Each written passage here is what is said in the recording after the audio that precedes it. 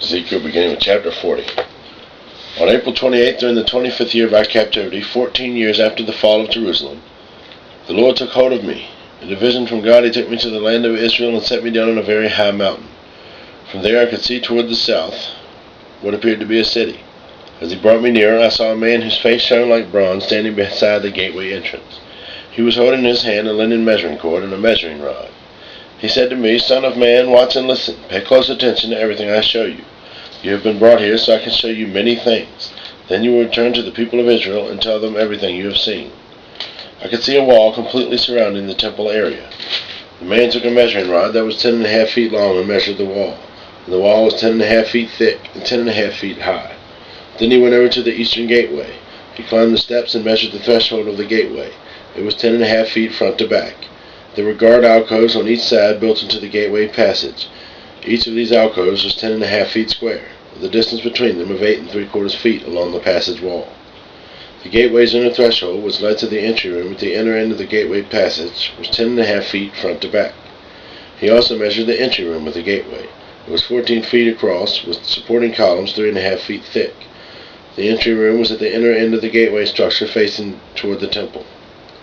There were 3 guard alcoves on each side of the gateway passage. Each had the same measurements, and the dividing walls separating them were also identical.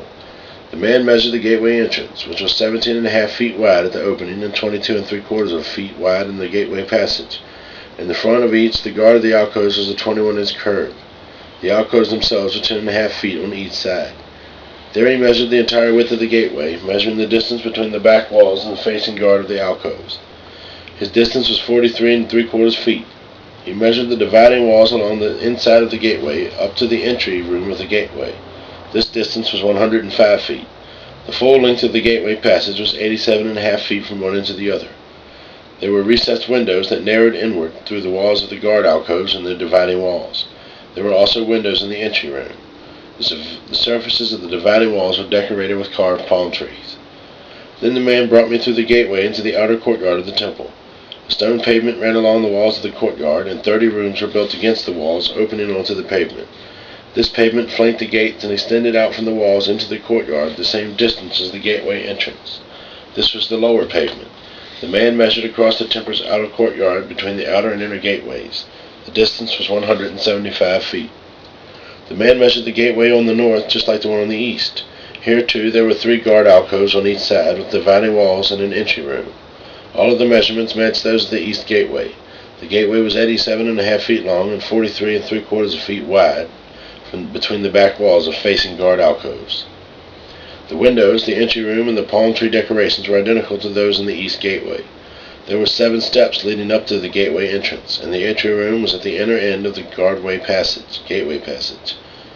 Here on the north side, just as on the east, there was another gateway leading to the temple's inner courtyard directly opposite this outer gateway. The distance between the 2 gateways was 175 feet. Then the man took me around to the south gateway and measured its various parts, and they were exactly the same as in the others. It had windows along the walls as the others did, and there was an entry room where the gateway passage opened into the outer courtyard. And like the others, the gateway passage was 87.5 feet long and 43 3/4 feet wide between the back walls of the facing guard alcoves. This gateway also had a stairway of 7 steps leading up to it, and an entry room at the inner end, and palm tree decorations along the dividing walls. And here again, directly opposite to the outer gateway, was another gateway that led to the inner courtyard. The difference between the 2 gateways was 175 feet. Then the man took me to the south gateway leading to the inner courtyard. He measured it, and he had the same measurements as the other gateways. Its guard alcoves, dividing walls, and entry room were the same size as those in the others. It also had windows along its walls and in the entry room. And like the others, the gateway passage was 87.5 feet long and 43 3/4 feet wide. The entry rooms of the gateways leading into the inner courtyard were 14 feet across and 43 3/4 feet wide. The entry room to the south gateway faced in the outer courtyard. It had palm tree decorations on its columns, and there were 8 steps leading to its entrance.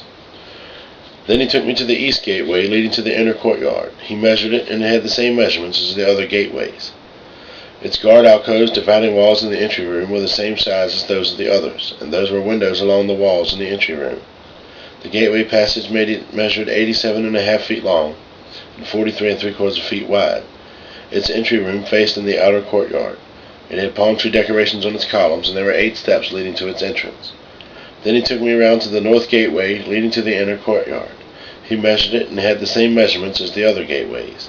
The guard alcoves, dividing walls, and an entry room of this gateway had the same measurements as in the others, and the same window arrangements. The gateway passage measured 87.5 feet long and 43 3/4 feet wide. Its entry room faced into the outer courtyard, and it had palm tree decorations on the columns.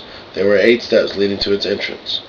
A door led from the entry room of one of the inner gateways to a side room where the meat for the sacrifices was washed.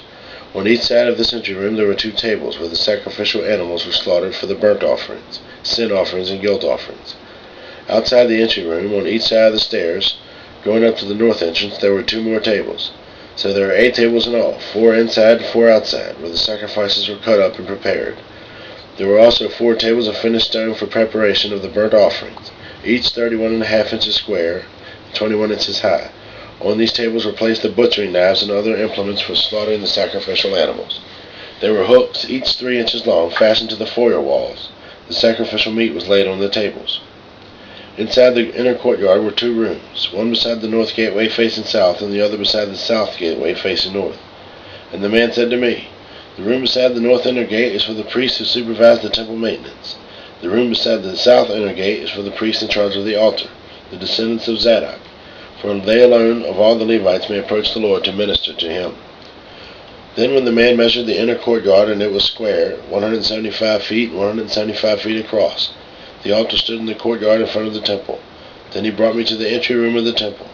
He measured the walls on either side of the opening to the entry room, and they were 8 3/4 feet thick.